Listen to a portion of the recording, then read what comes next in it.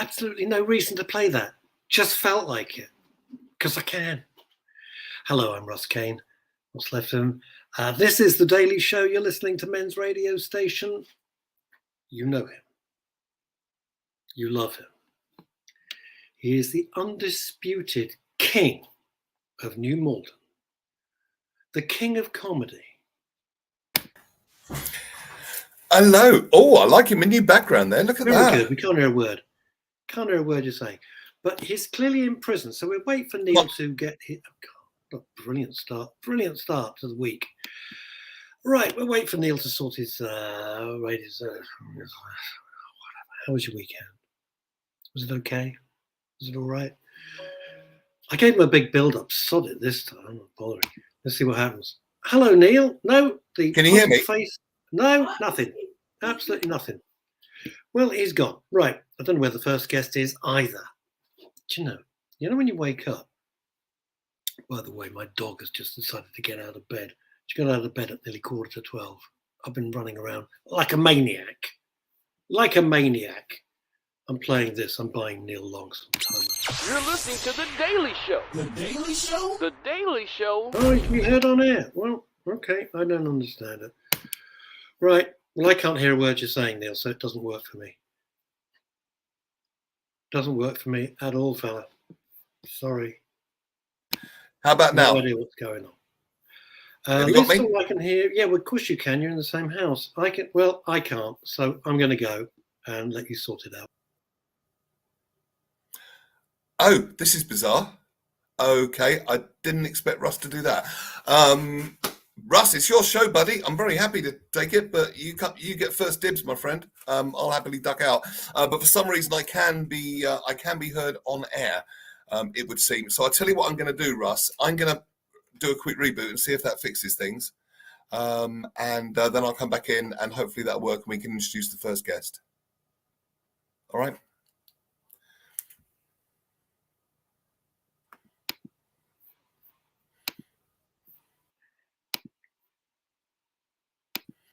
Okay. Well, for those of you listening, this is what is called in the radio phrase a cock-up. I'm waiting for Russ to put back on screen. Then I'm going to quickly duck out of the broadcast and do a quick reboot, which seems to fix a multitude of sins. We've got a fantastic guest waiting in the wings who I've been looking forward to talking to for ages. Her name is Claire Francis. She is a fantastic counsellor, does loads of brilliant work. She's an amazing human being and a fan of really good soul music as well. I genuinely don't know what's going on here. Russ, I'm going to ask you to pop back in the studio if you will. In the meantime, though, Russ, you're back. I'm going to duck out for a moment, okay? And I can hear you now for some reason. This is going You terribly can hear well. me now. Yeah, hey, if you're thinking of sponsoring the show, just blank this show because it's garbage to start with. It's absolute effing garbage. Right, okay, we're there. We're there. Good afternoon. Welcome to Men's Radio. How was your weekend, Russ? Why are you sitting in a prison? Why are you in prison? I don't know. It's a slightly different background. Well, it looks like they're going to put you against the wall and shoot you. It's just very weird. I thought that's what you might be planning to do. Well, no, I'm not. Hello, Claire Francis. Hi there. He looks like he's in a padded cell to me. It does look like he's in a bloody padded cell. It's exactly what he looks like. It's the most weird. No, that's even hot. That's horrible. Green. Go back to your prison. You know, some days when you think, I just shouldn't do this. Today's the day, boys. Right, Claire Francis, counselling with cancer. Let's get on. Hello. Claire, tell us all about yourself, please. Neil, please change your background. It's horrible. Looks like a village hall. Right, Claire, tell us about yourself. Okay, so I'm Claire Francis, and my website address is Counselling with Cancer, although I work in many different areas of mental health.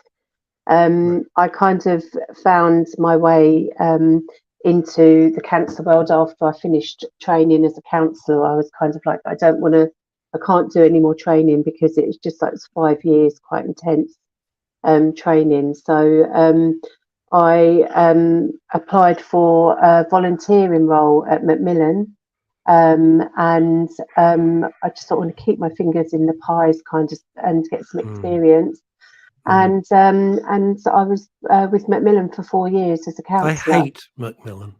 Hate them with a passion. Why? Because they're disgraceful. Not the nurses, but I thought they were disgraceful. They not only let me down once, they let me down twice. And I had the opportunity speaking at a major palliative care conference. And the Macmillan bosses were there, and I let them have it from the podium with both barrels. They were disgraceful. And I will never give them, I'm saying publicly, I will, having raised a lot of money for them, by the way, and appeared in their charity cricket matches and all that sort of stuff when they wanted. They wouldn't help my mother when my father was dying of cancer, and they wouldn't help me when my wife was dying of cancer. And I begged them. So I'm publicly very, very against Macmillan. Not the nurses, who are wonderful. I'm sure some of the staff are wonderful too. I even spoke to the CEO. I happened to be at an event. They sent letters of apology and did the same thing again to me. So that's a real red rag to a bull. Sorry about that, but I'll never give them another penny of my money ever. Yeah, ever. I guess it's like anything, though, isn't it? It's kind of, sometimes we have good experiences with some, and sometimes we have bad experiences with others. It's so true, because you hear about the NHS. I mean, my personal experience with the NHS has always been very good, but you will always get the horror stories, unfortunately. Yeah, we essentially met over lockdown, didn't we? We kind of got to know each other online. As many did. Yeah. I got to know music, soul girl through and through. And then we started talking about, what you do for a living and all that sort of thing. And I've kind of followed the journey, because we have our little catch-ups from time to time. What you do now. You've been telling me how it's been unfolding for you.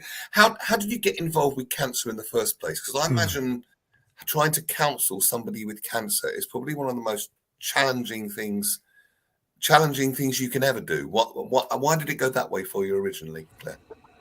Well, it kind of, as I kind of mentioned, I took a volunteering role as a counsellor at Macmillan, and I was there for 4 years and helped many people through COVID as well, because I counselled through COVID, and also in lots of areas of mental health, and the Council of Cancer now has expanded so much into other areas of mental health. So that's how I kind of got involved in the counselling with cancer. And it is a very difficult area to work in. I think it's really important, whatever area you work in, suicide, depression, they're all very difficult areas to work in. But I think as long as you've got a good network team around you, and the training that you have when you're training to be a counsellor is to not take on other people's experiences. You're there for them. You literally are there for them, and it's really good it's really good training. And I imagine that counsellors need in the same way that carers need care too. Counsellors need counselling too, and you're 100%. Right. If you took on everyone's emotional burdens on, you wouldn't be any use to anybody, frankly, would you? Yeah, absolutely. And as a therapist, I have counselling myself, either once a fortnight or once a month, depending what's kind of going on. And also I have a supervisor, and I have a good network of people around me that I kind of work with as well. How do you not become blotting paper for everybody else's issues? Good question. That's a really good. Because this affects so many of us. Anyone, you don't even have to be a counsellor. Anyone that's got a fairly decent, caring heart wants to help people, but it's so easy to become that sponge. Right. So Claire, let's go back to you as our guest. How do you not become blotting paper? So how do I not become blotting paper? I think is by you have a supervisor that you go to once a month or more if necessary, and you take your clinical work or some of your clients to supervision, obviously holding confidentiality, so no names or anything given, which is really important at any given time. And if something comes up for you in with a particular client, then you then take it to counselling and you speak to your counsellor, and that's where you kind of you keep filtering it through. And are you able to shed? Are you able to shed that and not take it home with you? Yeah, you are. I mean, there are some things that you do take home with you, obviously, but there's always the next counselling session, or you contact your counsellor straight away and say, look, I need an extra session. This is coming up for me, or I've had a particular personal thing happen very recently that's come up for me, and so I'm having extra counselling around that. Because we obviously got you on for the mental health angle of, both of the people you counsel, and of course it's very fair to ask for yourself as well, because self-care is needed even more in what you do. I mean, you wrote me a little biog this morning. I'm just going to read it. How can clients speak to me, say how they really feel after all the appointments and treatment? It all goes quiet. What's next? The emotional impact of what's next, because it's not just for the person, it ripples out to the family, to the extended family. So that's quite a lot on a lot of people's shoulders. I mean, every respect to you for doing that, and I'm fascinated to know what tools you use. What do you do with people? What tools do you use to walk them through the experience? There's so many tools. There's books. There's there's so much stuff. But I love there's a really simple tool that I use. There's a couple of tools, my main tools, but is the feelings wheel. Because sometimes people come to you and you say to them, how are you feeling? How does that feel for you? And they just don't know how they feel, or they just can't put a word to how they feel. So when they use this feelings wheel, I've got them all over my desk. I send them to my clients, and it's kind of, and we just we go through like this feelings wheel. And then, I don't know if you can see it there, just briefly, sorry. And then they pick a word out, and then you start exploring those words. And once they explore those words, they can slowly start to understand how they feel. And it might be, especially when you have people with bereavement and they're still in shock, or I use the Claire, 5 stages of grief a lot. Claire, just to get this straight, you're asking somebody with cancer, how do you feel? Yeah. What?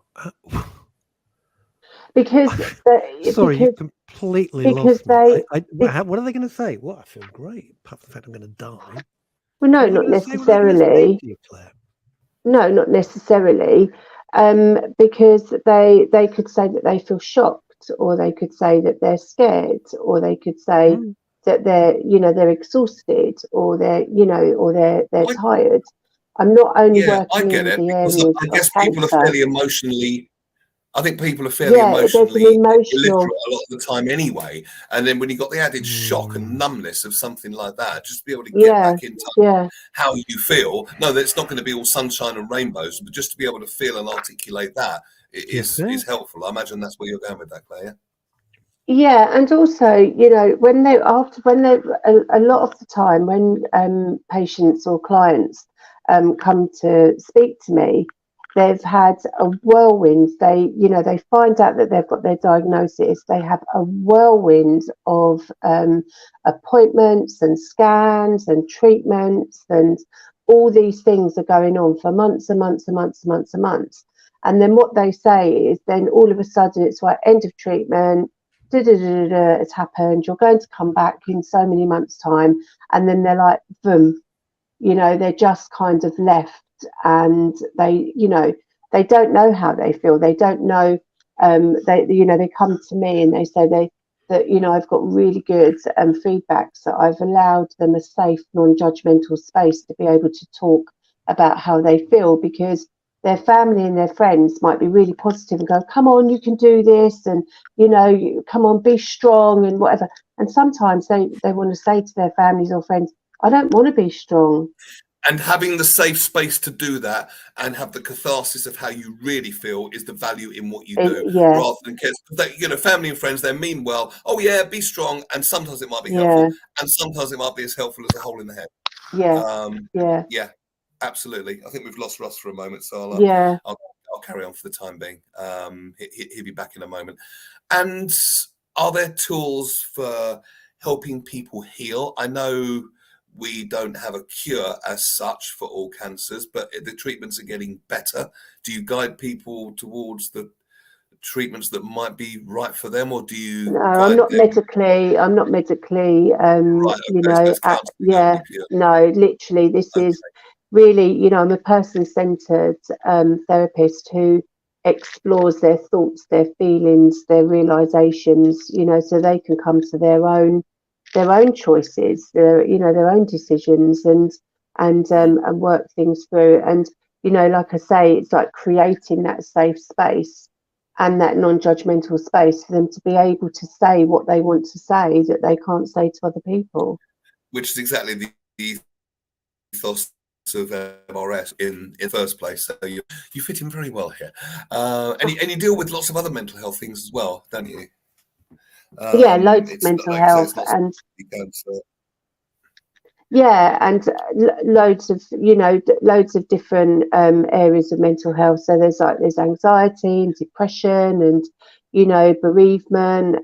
Divorce is another thing, and attachments, and non-attachments or attachments that people have. And a lot of the time, generally, when you go into some kinds of mental health, is that there's things that have happened to them in the past, or they go back. There's a lot around in the playground when they're growing up, and they're bullied, or they didn't have, people didn't invite them into social settings, which causes social anxiety later on in life because they're It's not great in interesting how social people settings. know, yeah, and I suppose it becomes coming to see you. There's an opportunity for it all to come up and be processed, because they might have just thought that was the reality. For example, I feel social anxiety, but to be able to have the opportunity to go back and address the cause of it, Yeah, hopefully it doesn't take a life crisis for that, but I suppose it can do, and it all comes up at once, and really digging deep. So I suppose the result at the end of it will be a more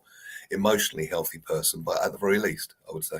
yeah, absolutely, definitely. And things like when they're growing up, or there's a divorce in the family, or they've the schools that they've gone to, or there's a lot to be said about kind of inner child and working back into that area of how, but very cleverly bringing it into the present. So because I'm person centered, it's kind of a lot of it's the here and the now, and so Yeah, you kind of cleverly bring it into the no, present, so I you believe can that kind of completely. Yeah.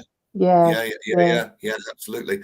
Are you busy at the moment? I imagine you are, with the problems given the problems that you address, they're quite common, to say the least, most of them.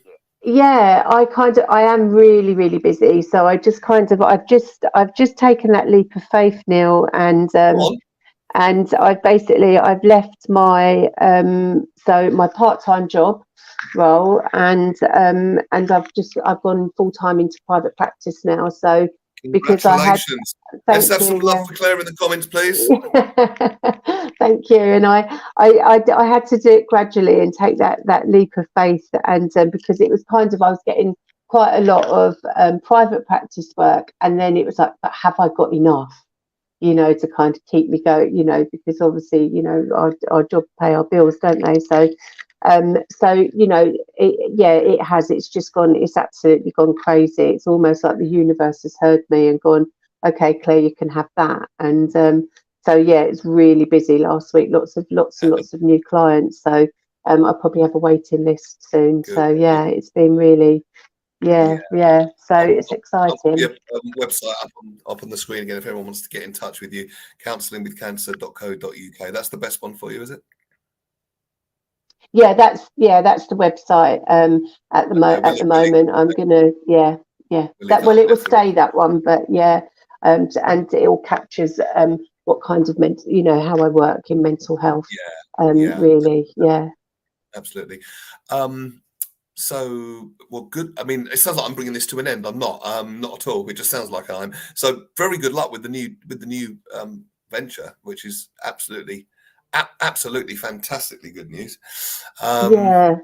So lots of training, lots of I'm doing lots of exploring, getting on lots of training courses, and because through the counselling as well, I think that it's not for me as a counsellor. It's not just about sitting in that room with that person. It's about having that experience, and if somebody brings something to to the session, and you're not quite, because we don't know everything, and you're not quite sure of something, then you can always go and research something, or get onto a workshop, or an hour's workshop, or a couple of hours workshop, so that you can get some more knowledge in the areas It that must be people are an bringing to you. ongoing process of keeping up to date with the latest advances, and because we are on the leading edge, and keeping up with all of that and keeping yourself well in the process. Absolutely.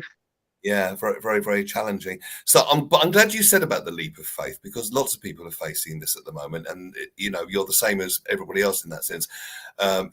We all hear "leap and the net will appear," and it did for you, which is wonderful. And lots of people I think a lot of people stay in situations which don't serve them because they're scared for whatever reason to be able to take that leap of faith. But go girl.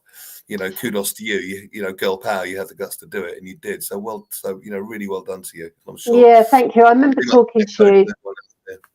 Yeah, I remember talking to you kind of like in the at the beginning of lockdown, and we were kind of speaking about it. I was kind of venturing out then, wasn't I? And kind of doing all different things, and to start the private practice and everything.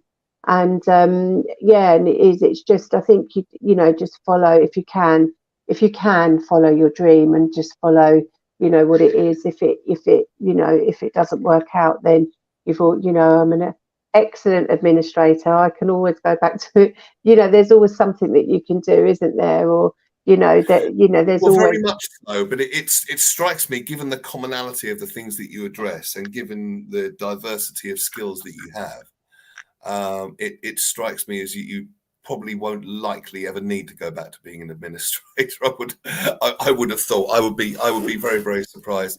And anyway, you can always come and work for me and be a DJ. No, really. Yeah, I couldn't I? Yeah. Yeah, definitely. So what do you do for fun when you're not helping people with their cancer and related problems? So what I tend to do is on a Friday, I kind of switch off from work, and I'm lucky I've got my own kind of space at home that I've created, so that where I can work and I can shut the door, and I don't generally get too involved. I go for sound healing. A friend of mine is a sound healer, and so she's got lots of classes, so I do things like that. I visit friends. We go for nice meals. I'm very, very lucky. I've got lots of friends, and so they keep me busy. My daughters keep me busy, and just generally. So I've got two daughters. Yeah, 24 and 28. 24 and 28. Oh, lovely. So we had a lovely day yesterday. We went out for something to eat, and then came home, and we had some chocolate, and we watched a film, and then we watched of course we've watched the Elvis film for about the fourth time running. So the Baz Luhrmann one, it's very good. Yeah. I'm glad you've touched on that as well, because we've talked about burnout on this show as well, because it's all about mental health related. 50% of the audience here are women, by the way, even though it was originally set up for men. We seem to appeal to the fairer sex as well, and everyone is welcome, because I don't think really mental health should be gender specific. It applies. Yeah, absolutely. Everybody, men and women, and anything in between, in these modern day times, so I'm glad you've touched on that, and I think you've hit on a couple of important things. You shut the door and you just leave it at the door, then you go and do things that are fun for you. So essentially you're taking responsibility for your own self-care, rather than making the mistake which many of us make, is just work to the bone until you've taken your own oxygen mask off before you've helped other, but you've overgiven to other people, and then we just sort of burn out, which is not fun. So I'm really glad you've touched on that as well. I was going to put a couple of comments on the screen. This is from Liz, one of our long-time listeners, and Linda show as well. Liz tragically lost her mum. She was asked by a nurse if she felt peaceful. She misheard and said, "Do you feel?" Thought she said, "Do you feel people?" and gave the nurse a very odd look. She should never feel someone without their permission. It was a fun moment amongst very dark ones. It was a dark time. And Asa Don Brown, Asa meet Claire, Claire meet Asa. Asa is very high up in the United States and Canada psychological community. I travelled for a year plus from my home in British Columbia to Alberta while my mother-in-law was suffering from the egregious effects of cancer. She passed away during this time. My wife was back in BC at the time. It's a heart-wrenching experience to be there for my father-in-law and the passing of my mother-in-law. And this is the point. It ripples out, doesn't it? It really, it sends shockwaves, through, which is why I kind of saw what you mean when you held up that feeling chart, because you're so shocked. What do you feel? I don't even know. I don't know. They don't. Yeah. Exactly. And particularly if people aren't particularly emotionally literate to start with. Yeah, absolutely. And, they're in shock, and they, and it does, they have a lot of words that comes up a lot is guilt. They feel guilty because their families are looking after them, because they've got young children, because they can't go to work, because they can't, it rips everything away from them, so they can't do the general things that they want to do in life.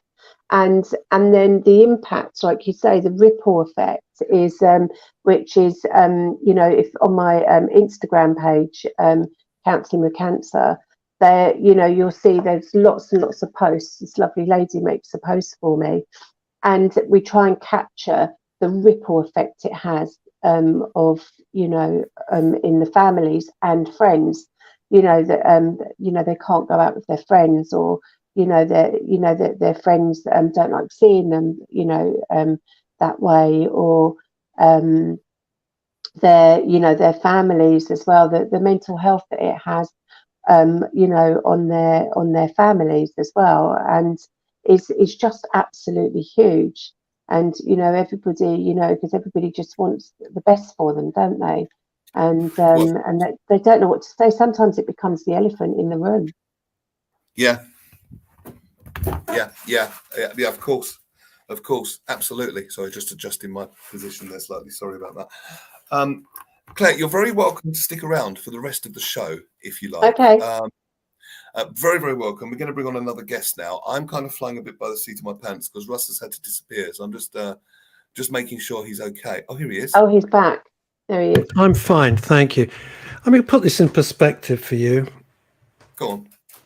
That's what cancer took from me. Yeah. That's what cancer took from my 5-year-old sons. Yeah. I don't need a wheel chart. Let's crack on. Thank you, Claire. Thanks, Neil. Thanks for having me.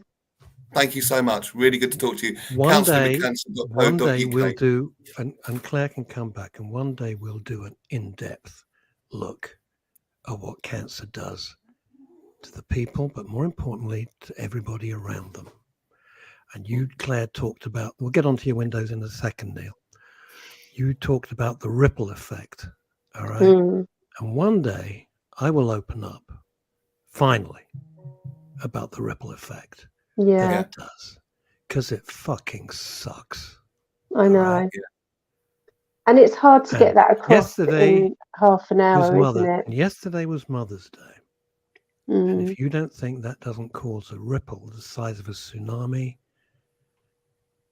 Yeah, it does. And it's hard to get everything across in half an hour, isn't it? When you're it's virtually impossible. Yeah, exactly. Impossible. It's virtually impossible. Right. Let's you can't leave him. Don't go away, Claire. You're welcome to stay, Claire. All right. We have Neil Freshwater on the show. He is in the house. And he's going to tell us why are you going to tell us, Neil? Yeah, so I can. Yeah, sorry. So so thank you for having me. Not having me on the show. At all. Not yeah. at so all. we at Belux have been undertaking a bit of research. Obviously, this is the first, I think, officially the first day of spring today, or close enough. And we've done a bit of research. Neil, it's disgusting outside. Yeah, it's quite grim. I'm up in Scotland, and it's up in Glenrothes in Fife, and it's pretty lovely. what we say dreich up here. So it's sort of neither wet nor dry. We have a lot of listeners in Fife. In all seriousness. Oh, good. Yes, we do. Well, they hopefully know our fantastic building here. But yeah, no, yeah. But we've been undertaking a bit of research. As the seasons change, and one of the things that we found, one of the more alarming figures, is that over three quarters of us find it difficult to stay comfortable in our homes, particularly when the temperatures get rather extreme. So we've seen last year, I think we had highs of over 40 degrees in England and in the summer, and up in Balmoral, where the king spends his summers, it was minus 17 in the winter, so some quite extreme. Do you know, Neil, I got to jump in. The other day I was at a do. And we had to sing the national anthem. Mm-hmm. And it was the first time I'd sung God Save the King. And it felt so weird. It is. It was wonderful, and bless him, and I'm a huge fan. Been lucky to meet him about 5 times, but it felt so odd singing the national anthem and God Save the King. It was a weird feeling. It's very all these little things. It's like when you're at the rugby at the weekend, you forget, you hear the music and you forget the words have changed, and then because you feel she's still with us, and in many ways, I guess she is. But there we are. Sorry, I interrupted. No, it's all these little. The weather's going crazy, and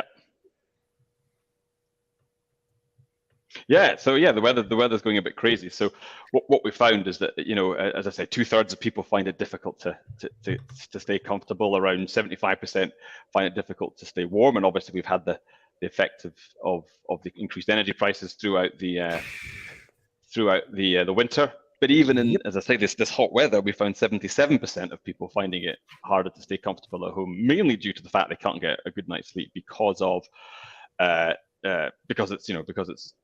it's too hot, and obviously they can't sleep well, then they're feeling a bit grumpy and not particularly comfortable throughout the day. So we're having to really kind of adapt to these things. If those of us who've been fortunate to go on holiday to the south of Spain or the Mediterranean or whatever it is, the buildings there are kind of designed to withstand these extreme temperatures.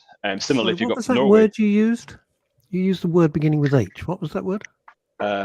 Holiday. Holiday. No, you've lost me. Nope, not familiar with that term. Exactly. Well, if you've had the misfortune of finding yourself in the south of Spain, the buildings there are kind of designed to be to find myself anywhere today.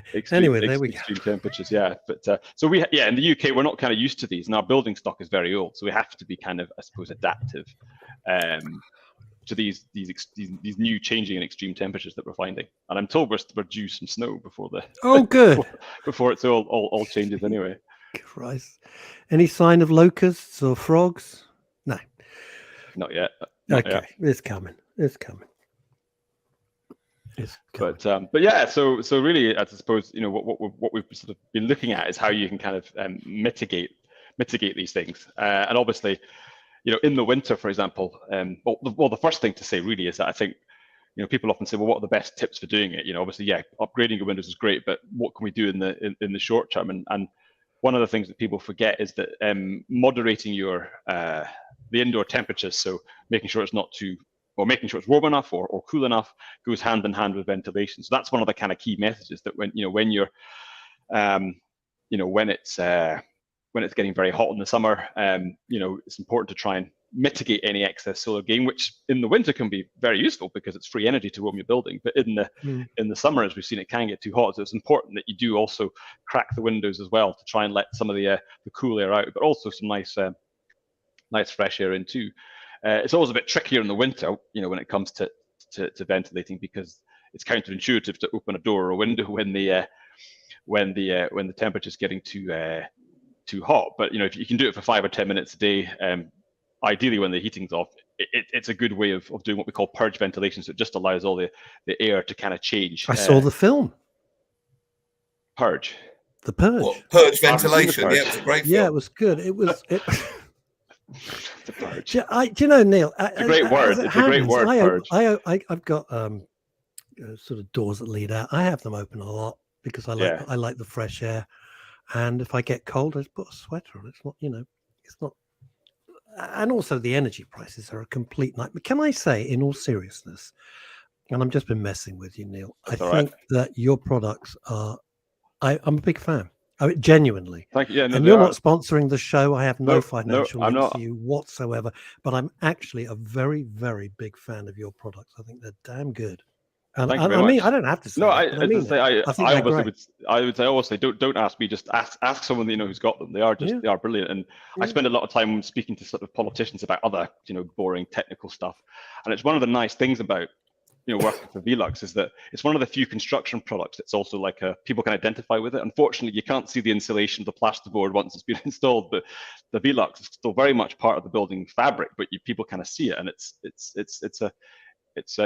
people do like them, and they talk very passionately about you've it. Which become, is you great. know what you've done though, because having spent most of my life in marketing and advertising, you have become, like the word Hoover means to vacuum.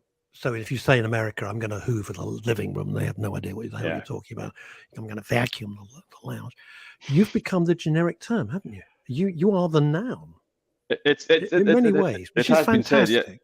It has been said, yeah. No, it is good. As someone said, it can be a curse as well as a blessing. But certainly, very much we have become it's become a thing. And yeah, we were the kind of pioneers of the modern day, roof window, and that was always the ambition of our founder, who's actually Danish. We're a Danish company, which I think perhaps adds to some of our fantastic engineering and design that we've got within the product. But it's becoming. Thank you for your kind words. No, I mean it, and also I remember. Congratulations, that's brilliant. It is very good, isn't it? Now, and I remember so clearly when people were sort of converting lofts and stuff, and they go, "I'm putting in a Velux," and you go, "Ooh," and then you look and you think, "Oh, that's pretty damn cool." You got the light there.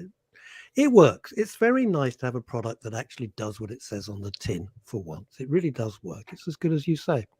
So bravo to you guys. I mean it. Thank you very much. Not at all. I mean it. No, it's a great. And they say they're good. They do last as well. I mean, that's the great thing. They're generally well made. One thing I would like to ask you, then I must let you go. So I want to go back to Claire.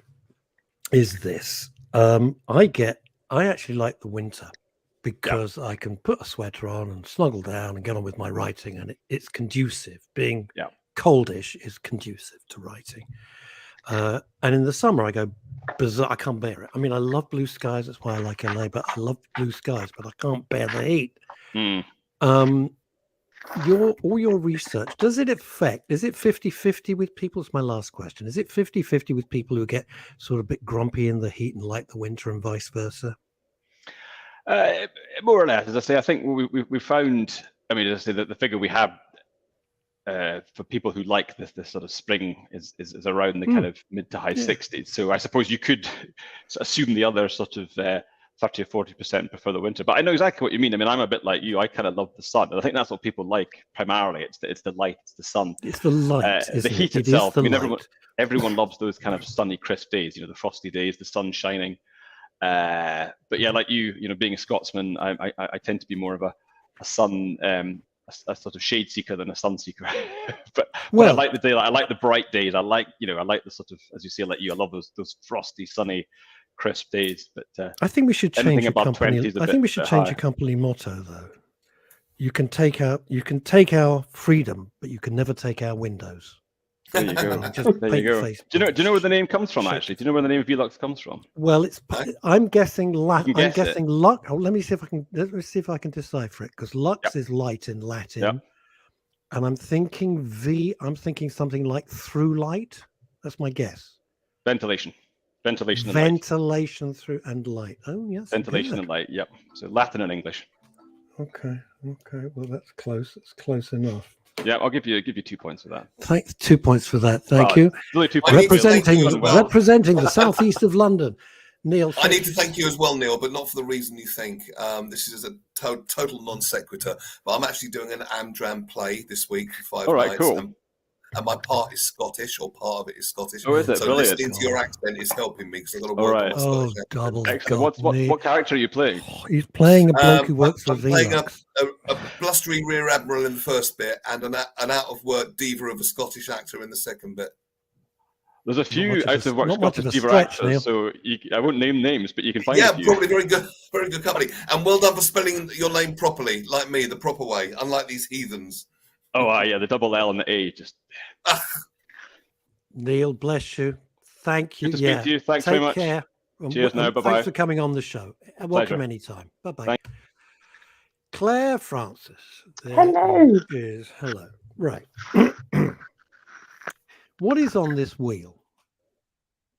So, your wheel. So it's just, look, you know, I can't see don't, it, the thing especially with is, my eyesight. Neil, let's just get something straight. Neil asked me, what are my tools? What are my tools? I don't only work in the area of cancer. I work in lots of mental health.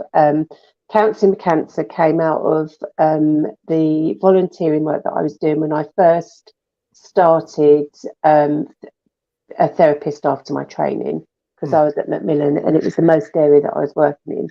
So this feelings wheel, you can, if you put it into Google and go into images, you'll see it. So it's there. Okay. So it basically it's a tool that we use, and it's really really simple, and it just helps people to choose. You know, if when they're numb, they're so numb and they can't think. They kind of want you. The thing is, as therapists, we're not there to give people the answers. We're there to help them find their own answers, to help them find their own identification, to help them, you know, come to terms with what they're what they're going through. And sometimes they just cannot find a word to describe. So the wheel helps them to articulate A word. Trying to grab on to or get a hook into some close assimilation of the maelstrom that they'll be feeling. So right, it could be bitter, it could be frustrated, it could be annoyed, it could be guilty, like you said earlier. Guilty, you know, a lot of clients. Yeah, when you said that, I was drowning, and I'm thinking, why guilty? It's not something that you elected to have, is it? It's like the last thing you want. Yeah, but no one said it was what we feel.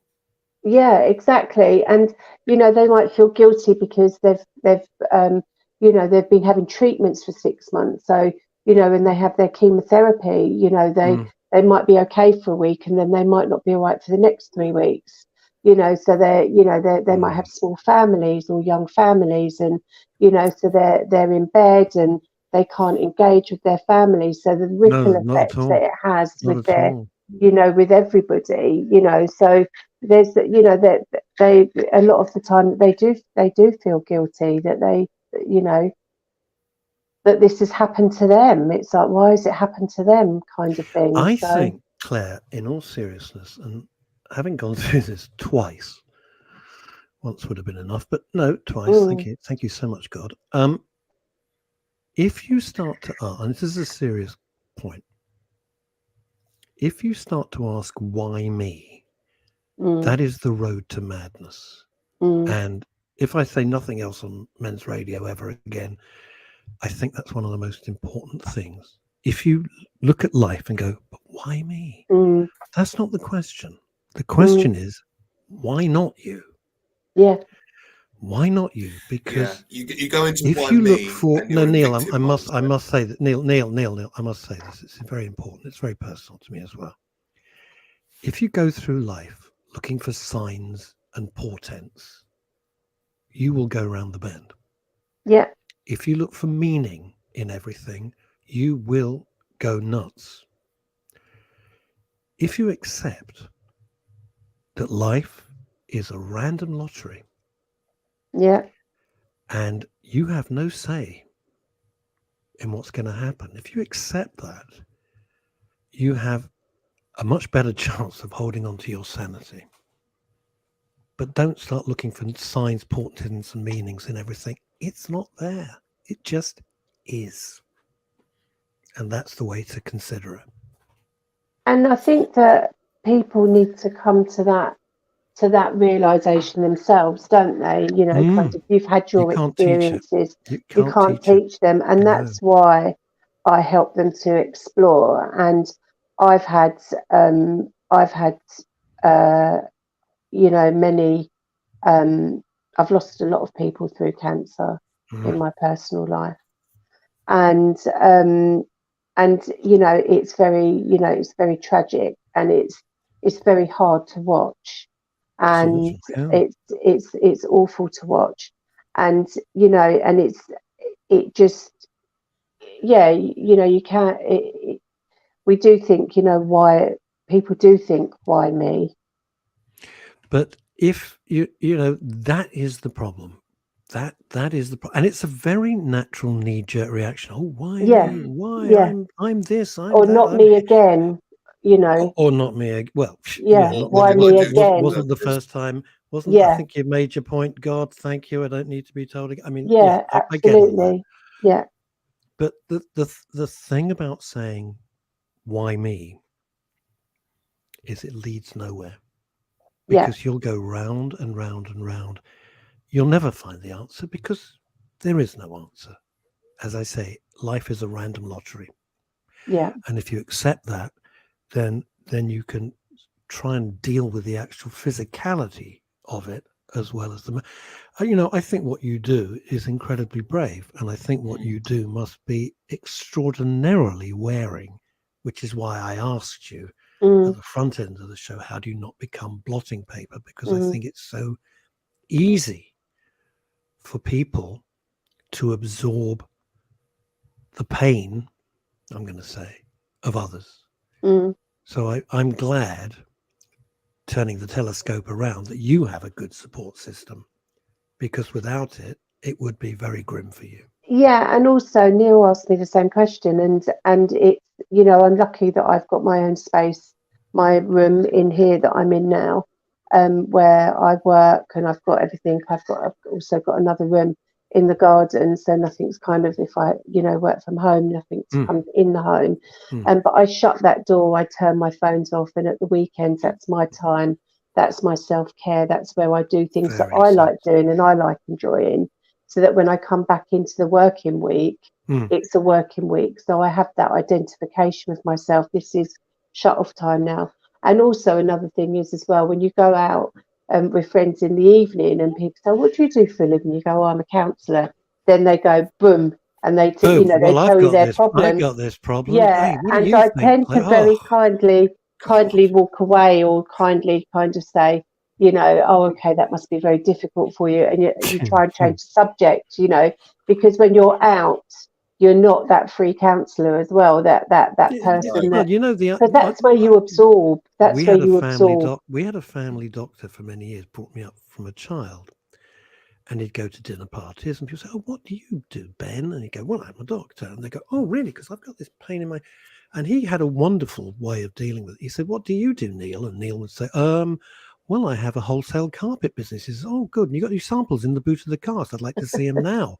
And Neil would go, no. And he goes, ditto. And that's the way you had to deal with it. Yeah. Because people want free, they can't help it. Yeah.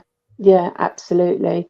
So it's another way of kind of, when I'm out, I like to go out and enjoy myself, or, and be, out, go out.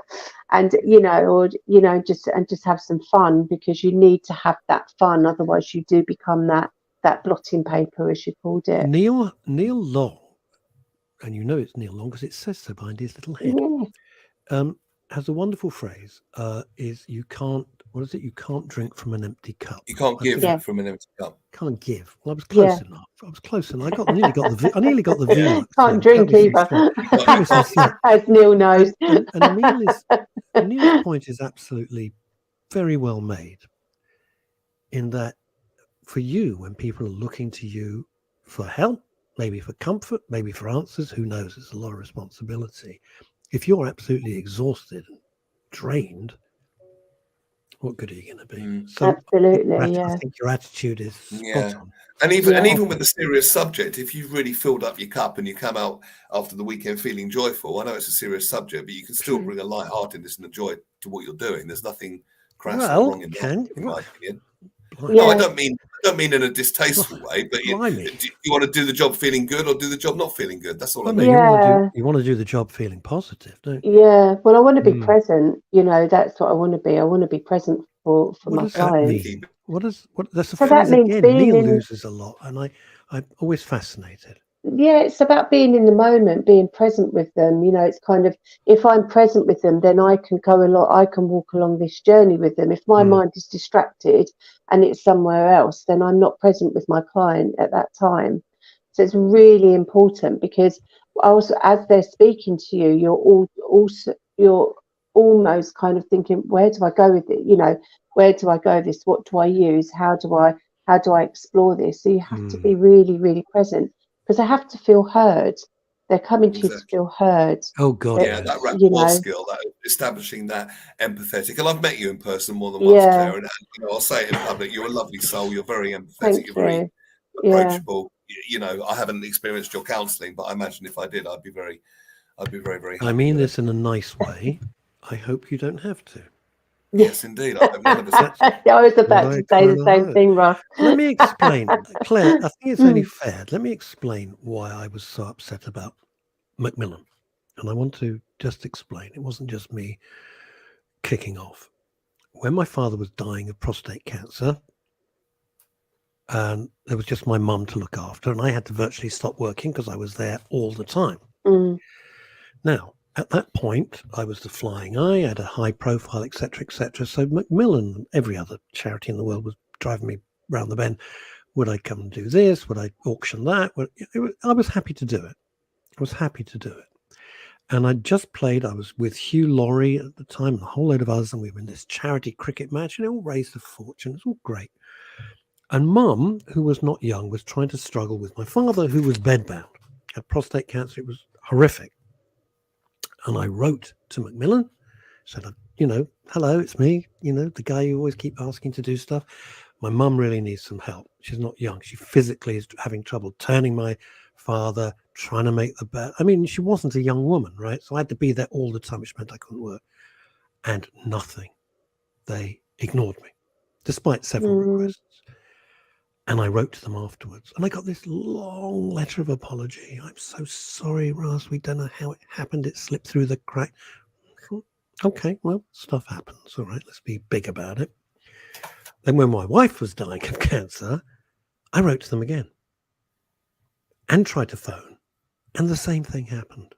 And I thought, what is the point of you? You raise millions of pounds, and yet when push comes to shove, you weren't there. Now, please be clear, and I've said this publicly, I've said this in conferences, the nurses are doing a magnificent job.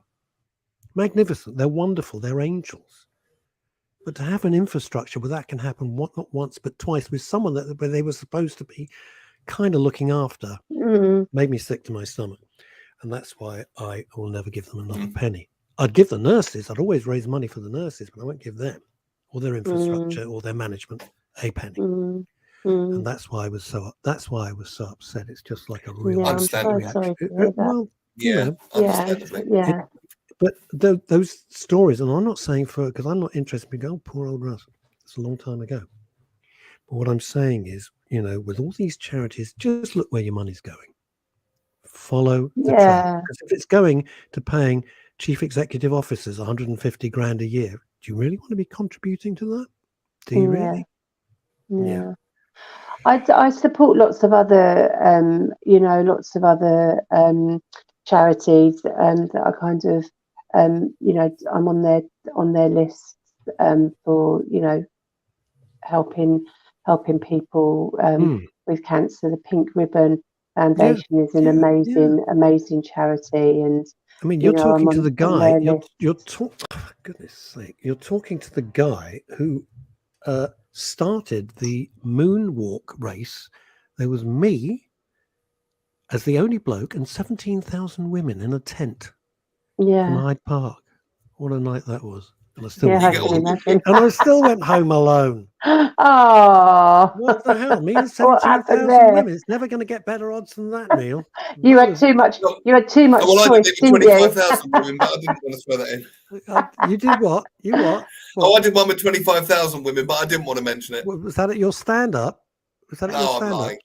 I'm lying. I did do one in front of about 400 or 500. The running mare with Nick Brown. It was a breast cancer awareness day, and I did make the comment, "It's me and 400 women," but I can't beat 17,000 dudes. So 17,000. It was the biggest tent marquee in Europe at the time. It was absolutely gigantic. It was a wonderful night. Oh God, the atmosphere, the people were fantastic. Bless them. I loved every second of it. It was absolutely wonderful. Such brave. It was fantastic. Atmosphere was gorgeous, absolutely gorgeous. I was very honoured to have been asked. Very honoured, very privileged. I love stuff like that. It's great. Good point. I want to, as we wrap this up slowly, Mary G. Williams, who's over in Kentucky or Tennessee, is Kentucky, isn't it? Says this, she's over in Kentucky. Some of these inappropriate questions come from desperation, don't they just? Do you agree with that as a professional? Yeah, I do. I think that people are, they do have desperation, and I think that sometimes it's a really big thing, isn't it, to come for counselling, to ask for help. You know, it isn't easy for people to ask for help, and it's why that, that question, "Are you okay?" is so important, isn't it? Because it comes, somebody asking. Can I ask you a difficult question? They say to ask it twice, don't they? Are you okay? Are you okay? Okay, yeah. No is the answer today. Claire, Yes. do they come to you expecting too much? Do they kind of looking for miracles? Sometimes they, when I first, start counselling with people, I always say to them, I'm here to help you explore and navigate your way. I'm not here to tell you what to do. I'm not here to direct you. I'm here to purely help you explore so that you can come to your own decisions. And sometimes they will say to me, Claire, what shall I do? And I paraphrase back, and I say to them, what is it that you would like to do? What is it that you want to do? How can I help you find what it is that you want to do? Because what's right for me isn't going to be right for somebody else anyway. How do you deal with that responsibility? That is huge, isn't it? Yeah, it is huge. But you help them to feel that they're in that safe space, that they can explore. And that's the most important thing, is that they can explore. They feel safe with you, and they have that therapeutic relationship with you that they can. Which is what I said earlier. Yeah. The reason why Russ and Howard set up MRS and the Women's Radio in the first place. Yeah. It's not just safe, it's non-judgmental, because I mean, the other thing that people, and I wonder if this comes up, the rest of life rumbles on, and you are in pieces. The people you love are desperately ill. The family structure has been destroyed, and the bills keep coming, and the mortgage needs paying, and the food needs to be shopped at Tesco, and all the rest of it. That doesn't stop, and that's a really hard circle to try and square, because you really want to put the brakes on everything. Yeah, absolutely. Yeah. I think anyone that is going through it and who's been affected by the ripple, or maybe tsunami, better said, the very fact that you can still put one foot in front of the other, you can still maybe hold down a job, do the shopping, just a simple thing. You need to congratulate yourselves for that, because we are our world's worst critics. We all think we're never doing enough. We're doing more than enough. In a virtually impossible situation, and I think we need to give ourselves credit for that. Anybody. Yeah. It's really hard. It's really hard to do that, because when you're in it, you are. Yeah, and also the simplest things become the hardest things to do. Claire, one of the things, we haven't got time now, but I'd like you to come back, and thank you, Neil, for introducing the audience and Men's Radio and the Daily Show to Claire, is that cancer's not contagious, all right? It's not the flu. You can't catch it off somebody, but people head for the hills. Not always. Some people are wonderful and some people are terrible. And it's a whole other area that I would really like to do a deep dive with you, Claire, and discuss, because I think these things, if it's not for your loved one, it could be for your parents, could be for your grandparents. God forbid it's your children. God forbid. I couldn't take that, finish me off. But these things need looking at, and they're not often explored, Yeah. They're all. Well, let's get you back soon, Claire. I think that's a great question. Let's get you. Shall we sort that out, Russ? Get that set up pretty soon. I'm going to leave that with you. It's a good question. Because I'm going to start taking a step back. I can't do everything. Claire, bless you. Thank you very, very much. I Thank appreciate you for having me. I really No, enjoyed absolutely. Claire, Thank you, Neil. it's lovely. We will speak soon. We'll speak privately, Claire, and I'll see you very soon, my lovely. Thank Neil you so and I much will for be being on. back, God willing, Wednesday, 12 o'clock. And don't forget, it's Hattie with a fantastic subject: online abuse, revenge porn, voyeurism, the dark side of social media. What are your rights? See you next week. Yep. Join us, Claire. I need to Bye. listen to that. Thank you.